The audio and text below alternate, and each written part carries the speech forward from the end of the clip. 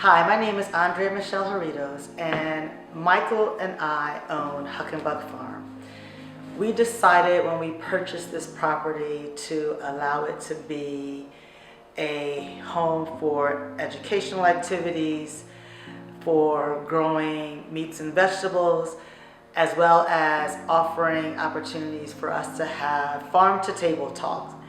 And the farm to table talk was my idea to be able to present to the masses real conversation from real individuals of different topics and subjects that are personable to us and or myself. Today I was able to interview and have a very heartfelt conversation with Yolanda Toole. She is a great friend of mine that we met and did some business together, but she and I also hold true and dear to our heart a moment of loss that we have both experienced with losing our sons. We used some of our sweet potatoes straight out of the garden for us to actually make a sweet potato pie. So I Googled, I know that's an embarrassment to the masses, but I Googled how to make a sweet potato pie, and I will say that that might not be a recipe that we use ever again. Now, what are you doing? Like, you need a scoop filling. That is filling. No, that's filling. nothing. That wasn't the crust, that was filling. You can't taste it.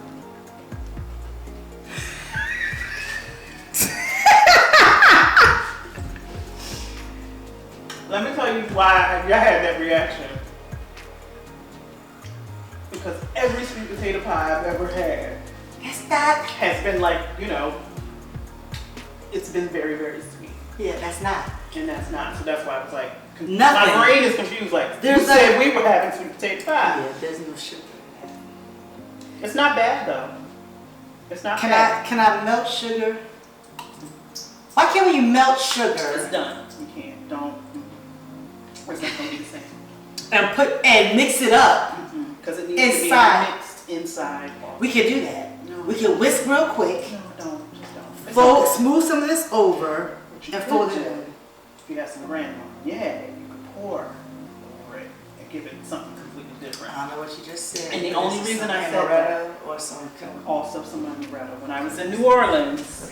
Today was an opportunity for us to have that real conversation, to be able to offer it to individuals, to be able to see what we've gone through, what we've experienced, and how we actually manage and cope with getting through the loss of our only son. My name is Yolanda Toole. I am the proud mother of 4. Asia, who is married and a new mother. Maya, who is 25, Asia's 27, Maya's 25, and Isaiah, who would be 23, and Italia, who is just fresh into 21 years of age. Isaiah the player, as I would call him. Isaiah's third in line, and so there were signs, if I'm honest with myself, from the day he was born.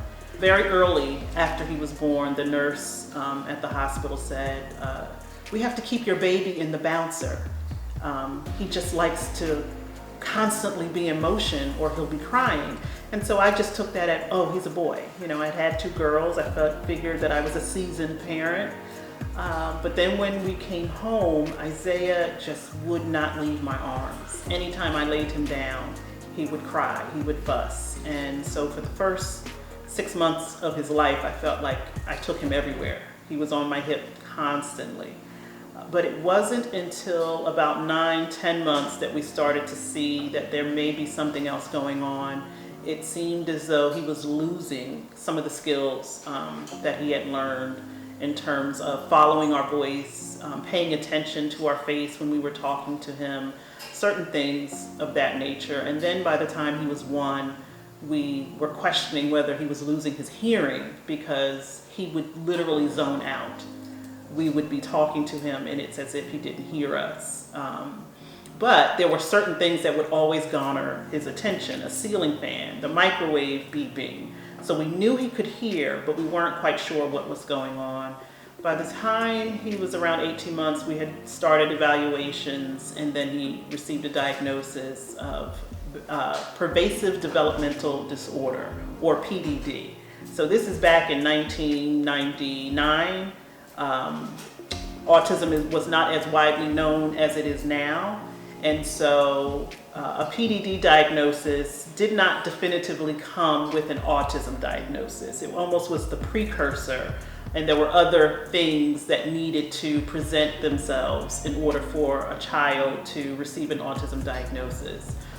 So we started with early intervention services where occupational therapists, speech therapists became a part of our family. They were in our home. They taught us how to work with Isaiah. But there was never a return to some of those communication skills that he was developing. And so our home literally became a classroom. And so by the time Isaiah was developing as a young man, he was going through the typical things that young teenagers go through, being defiant, wanting to do things the way he wanted to do them.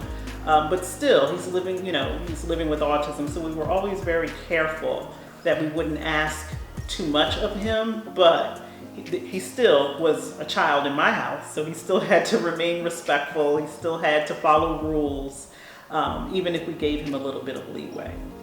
But Isaiah was and is a character. He was funny. He was very, very smart. When others didn't think he was paying attention, he was absolutely paying attention. I don't believe that I had that much to do with it, but he learned to read. Maybe all of those 3x5 cards helped, I don't know, but he was reading before we even knew he knew how to read. And it surprised us one day. Because he had a communication delay, sometimes we would have conversations and not include him. And we would talk about things. And just one day out of the blue, we were having a conversation and he interjected and corrected us because he had read something. And we were like, oh, Isaiah knows how to read. And from that minute, we didn't discount just how smart and how much he would absorb. Well, I did a search, and all I put in the search was Delaware real estate. Okay, right. And then you popped up as one of the options, but it was that hat. You had that hat on. You know what picture I'm talking about. The black hat. The black hat. Everybody likes the black hat. I love the black hat. Okay. And I was like, oh, and you seem to you would understand where I was coming from. Right. So I clicked and I said, hello, Mm-hmm. I'm moving to Delaware within the next year. I do remember that. And I'm not quite sure what I'm looking for. Right. And you said, okay, well, tell me something about it. I said, well, this is going to be the first house that I will live in without my son. He just passed away, and I don't know what I'm looking for because everything was centered around him. Right. I don't even know. And then you responded back with a list of you're feeling Stuff. this, you're feeling this, you're feeling this, you're feeling this. And I don't know that you revealed that your son had passed away. I think I went into your Twitter feed and saw something. I don't think you posted that he passed away, but I think someone had responded to you and had offered condolences. Yeah. The double sink. Double sink upstairs? No. No, single. No. Single sink, Right. double shower. There's a 2-seated shower. They took the tub out and put the two. Wow. Yeah. And so we were just silent. And then I don't know if it was you or I who said, you could heal here. Because that was the thing. I was like, we have been on top of each other, and I can't cry around the girls, and they're not crying around me. We need our space. We need space. Right. And so the girls could be upstairs, I could be downstairs. There was enough room for us. And I said, I believe I might have said, we can heal in this space. Right. What do I got to do? Right. What do I got to do to Right. secure it? And you were Right. like, read me a check. Right. And I was like, I'll see you tomorrow. Right. Didn't show it to the girls. Didn't want their input. Right. We just kind of knew because we were both kind of like, this is it. Right. And the programs. Right. Which I didn't know about until that evening. Because this was literally the first time we met face to face. Even though, God bless you, you were sending me houses upon houses. Oh yeah, I still do that. There's people I still haven't seen and they get houses. Right. And so we're sitting in your car. Or your scoot, as you call it. Scoot, still have it. And we were just talking about stuff that was coming up in our lives, and you said his name. And that was the first time you had said his name. And then you did talk about how he passed away. We talked about organ donation. We talked about those things, but that was it. Right. But it was his name. And I think you may have even shown me. I That think you had a copy of I the do. scholarship book or something. Not the scholarship, it's actually from the funeral. Right. The program You from the had a funeral. copy It's of the still in the car. right in the car, Yep. and you showed it to me, and I was like, I've seen that somewhere before. Yeah, I still have it in the glove compartment. Yeah, and so I go home, and because I'm nosy, and I Google his name, because I'm like, where do I know this? I know this name. Right. And then a story came up from Cecil's grandparents were talking about him. And that's when I made the connection. Right. Oh my goodness. Cecil's grandfather showed me Cecil's program when I was doing Isaiah's program. Right. Because his grandfather is a printer Right. in Burlington, New Jersey. Exactly. Still has that printing company. Yeah, Right. I had a connection with my aunt who said, we've got to get to the printer the night before. Right. Now this is 2013. Right. Before I even reached out to you Right. to Because it was late 2013. it was November. November. Isaiah passed Right. November 1st, 2013. His so this is November 8th because his celebration of life was November 9th. It was on a Saturday. That's crazy. Because Cecil's was the 8th. wow. Yeah. Wow. And so November 8th, I'm at Cecil's grandfather's printing shop trying to do Isaiah's programs. And he says to me, my grandson passed away Right. a couple of months ago. Do you want to see his program? So you can get an idea of how to do Isaiah's. And that's initially where I first saw Cecil's program. Walk me through the day when Isaiah passed. Like what you were feeling, what happened, how it happened. What were you going through? At the time, I worked for the state of New Jersey, so I'm in Trenton. And interestingly enough, that morning, I don't know if you remember, but in early 2013, there was a young boy in New York City with autism who ran out of a school building. And they did not find his body until months later. Wow. And so this was very early in that, where it was on videotape of this young man, I think he might have been 14, running out of the school. No one stopped him, security, nothing. And he was missing for weeks. Right. And just that morning, on November 1st, we were talking about it at work. And I said, we had surmised that at this point he probably had passed away because there was no trace of him anywhere. Right. No cameras, no footage, nothing on the school? Nothing. There were flyers out. Everyone was looking. And he was also nonverbal. So we were surmising that morning at work that, how horrible that was. And I said that morning, I would hate to be that mother. Right. Right. I said it that morning. Right. And so I go to work, the phone rings, and the look on my coworker's face, she said, you need to get to the phone. I go to the phone, and there's someone from Isaiah's school that says, and she just blankly said, Miss Toole, there's been an accident, you need to get to the hospital. And I hit the floor immediately. Wow. And I remember being in the car, and I said, he's gone. And my coworker, my girlfriend, she said, how do you know? I said, I know, he's gone. Right. I said, I don't even at this point need to know why. I know he's gone. Right. A feeling. I just knew. And so I picked my phone up. I called his father. Right. I said, you need to get to the hospital. Isaiah's gone. And he's like, what are you talking? Because I'm calm. For some reason, I'm calm. Yes, I know that. And what I'm saying makes no sense. Right. And then I call my brother Right. because I know my brother can get there quicker. Right. I said, Isaiah is at the hospital. He's gone. And my brother, again, he's like, what are you, where are you? I said, I'm in the car and someone else is driving me to the hospital. Right. And so it was about a 20-minute ride from Trenton to the hospital. And when they take you to the room, Yes. you know. Right. So and I know that hospital intimately. So they're Right. taking me to the room, the door opens, my brother's there with his head down, the priest is there. And there was someone else in the room I don't remember. And I just kept no one would say it to me. I just kept saying, where is he? Right. Is he gone? Right. And no one would Right. look at me, no one would say anything. And then I thought, oh my gosh, the girls. And where were they though? This was school. This was during school. They were all scattered. All scattered. Oh. How old? Oh gosh, at that time, Tally was 14, had just started high school. Maya was, Maya was 18, had just graduated. Right. And Asia was out of school, but was working. So they're all over the place. all over the place. But you hadn't called them yet. There really wasn't any way for me to call them. Because they're in school. School and at work. Right. So I had to call people to go and get them. Isaiah had spent most of the summer in this very hospital because we were trying to regulate his medicine. Got it.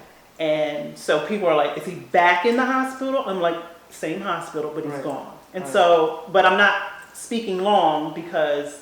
Just hitting bullet points, and that's I know that. And my girlfriend Just said hitting this to it me. and to the next. She said, you did Right. this thing that I don't even know you were aware of. She said, you would cry, but the minute someone would say one of your daughter's names, you would stop. Right. And because that was my focus at this point. Right. Where are my other children? Right. And they need to be here. And at this Correct. point, still haven't gone to see Isaiah. No one still hasn't told me anything. But people are starting to arrive at the hospital because unbeknownst to me, it's on the news. Wow. And for whatever reason, his picture, his name, everything's on the news. So people are flooding to the hospital. Not to mention the hospital staff who have worked with him are coming down. Security guards, nurses. Right. But yet no one. And so the girls start to come one by one, and I'm telling them. The doctor comes in and she starts, saying all of this. I said, just tell me, is he gone? And to this day. To this To the day, point. Andrew, I can still hear her saying, Yes. she got frustrated. She said he died. Right. Right. And for some reason, that's all I needed to hear. Right. But I didn't break down. Right. I just kind of Right. was on autopilot to make sure. Everybody else is okay. Right. And then I Right. said, I need to see him. Right. Because somehow, and I swear to you, I felt like, oh, I could bring him back to life. Right. Let me in and let me see him. Right. He had a neck brace. Mm-hmm. And had something on his mouth, and I kept thinking, let me get that neck brace off and that thing out of his mouth, Right. and then I can breathe life Right. back into Right. it. Right. Like I literally thought that. Right.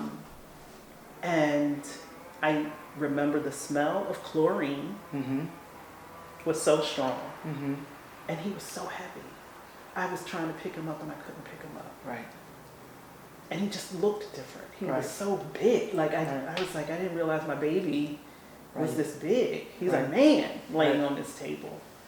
And we were with him for a little bit, and then I started to hear what happened. Gotcha. But I still didn't really know. But I also recognized because he was involved in an incident at a school that there were only certain things I was going to be privy to. Right. And that there were other things that an attorney literally had to let me know. Gotcha. And so it wasn't until weeks later that I even really figured out what happened. All I know, he was in the pool and something happened. In terms of feeling, I don't know that I felt anything for a very long time. I can relate. Because it was shutdown mode, and I got to take care of, the kids. And then when it came to his funeral, I got to plan it. Exactly. And I have to have it the way I want it. Exactly. Because that's really the only thing that I have Can left Yep. as his mother. So Right. the only other, I was angry. I know I was angry. I know I was angry because I remember speaking to one of the therapists that had worked with Isaiah when he was in the hospital. And I said, what was all that for? Like, we really worked hard to get him to a good place. And I can't believe it was all for nothing. And she said, I don't know. She said, it doesn't make any sense.